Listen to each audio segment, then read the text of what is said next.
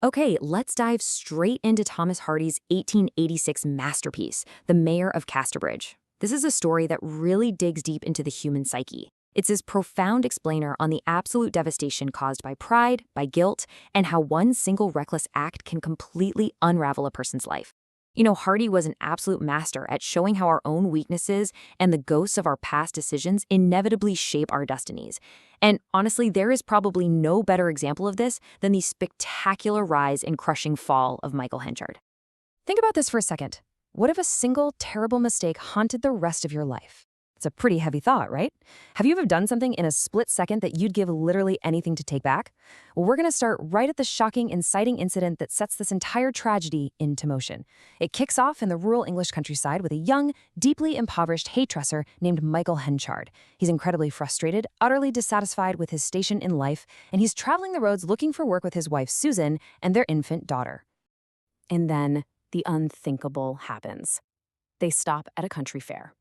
Henchard drinks way too much. His bitter anger at his poverty just boils over, and in a moment of sheer drunken recklessness, he does the unimaginable. He literally puts his own wife and baby up for auction to the highest bidder. At first, the crowd thinks it's some dark, twisted joke. It's an absurd and horrifying act, even for the time. But a sailor named Richard Newson steps up and takes it seriously. Susan, who is just completely exhausted by Henchard's cruelty, actually agrees to go with him. Newson pays 5 guineas, and just like that, Henchard's family is gone.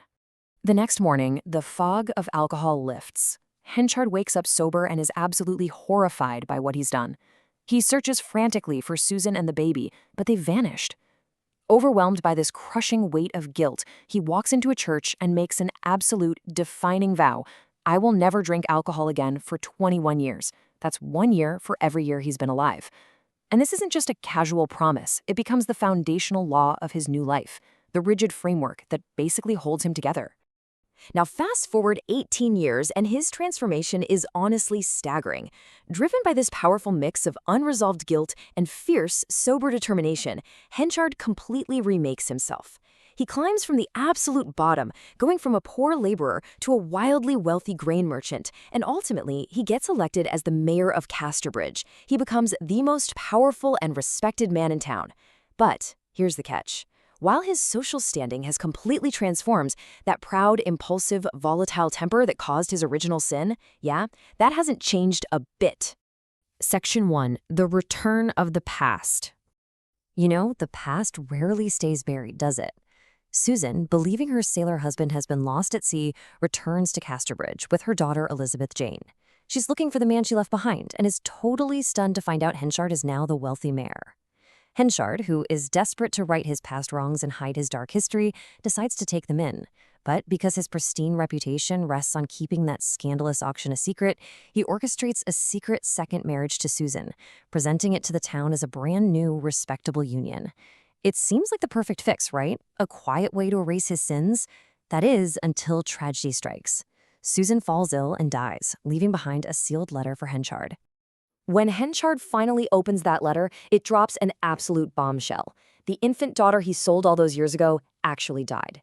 The Elizabeth Jane living under his roof, the young woman he's genuinely started to love and accept as his own flesh and blood, is actually the biological daughter of Richard Newson, the sailor. This revelation just shatters Henchard's immense pride.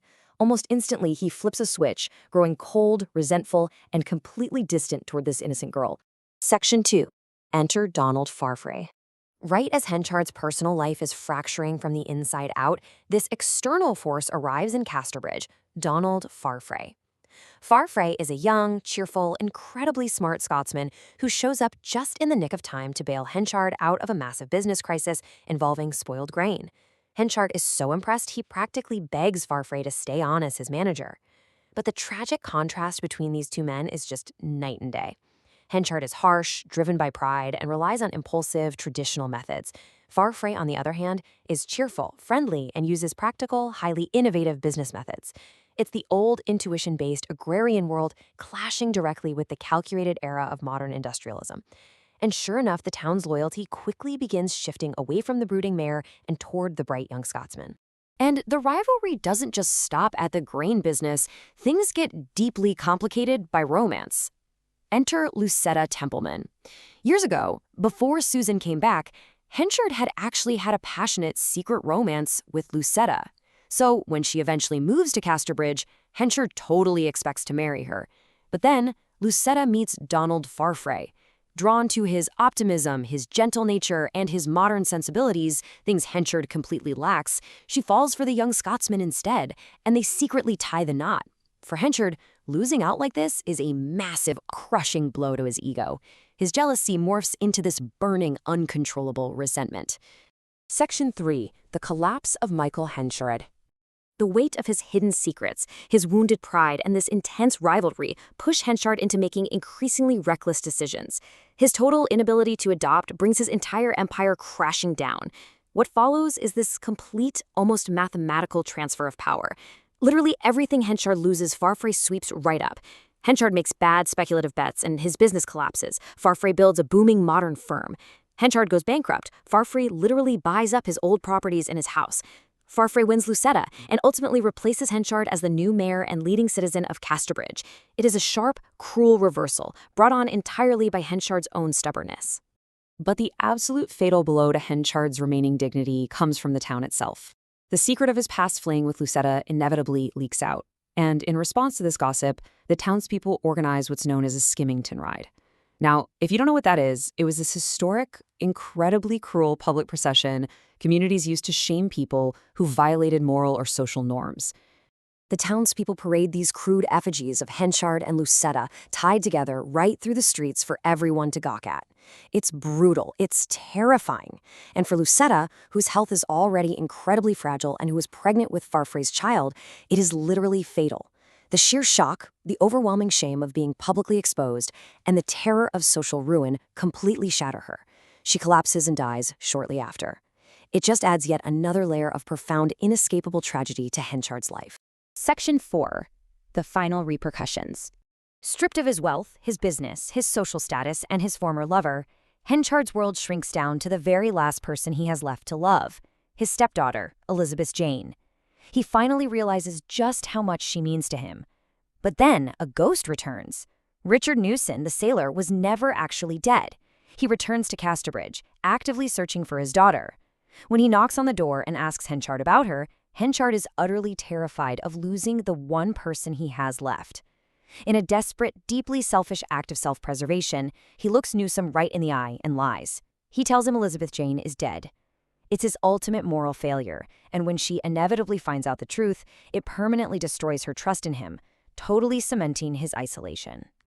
Abandoned by everyone, entirely through faults of his own making, I might add, Henchard leaves Casterbridge to wander the countryside in bitter poverty. While Farfrae and Elizabeth Jane eventually find happiness and get married, Henchard dies entirely alone in a small cottage on the moors. And he leaves behind this absolutely heartbreaking final written will. He asks that no one mourn him, remember him, or even mark his grave. He dies truly believing his existence was a complete failure, just a stain on the world that's better off forgotten entirely. When we step back and look at the scope of this tragedy, Thomas Hardy's core message is super clear. He meticulously crafted a story where Henchard's own frantic attempts to hide his history are exactly what seal his doom. We see this constant tragic tension between fate and free will. We see that the consequences of past actions are totally inescapable, no matter how much money or status you throw at them. And above all, we see the destructive, corrosive nature of unchecked pride and impulsivity. So, as we wrap up this explainer on the Mayor of Casterbridge, I want to leave you to ponder this devastating final thought. Did Michael Henchard's tragic fate lie in the stars, predestined by some cruel universe? Or was the cage he died in built entirely by his own hands? It's a profound question about personal responsibility and how the ghosts of our past invariably shape our future. Thank you so much for joining me, and I really encourage you to keep questioning the stories that shape our understanding of the human condition.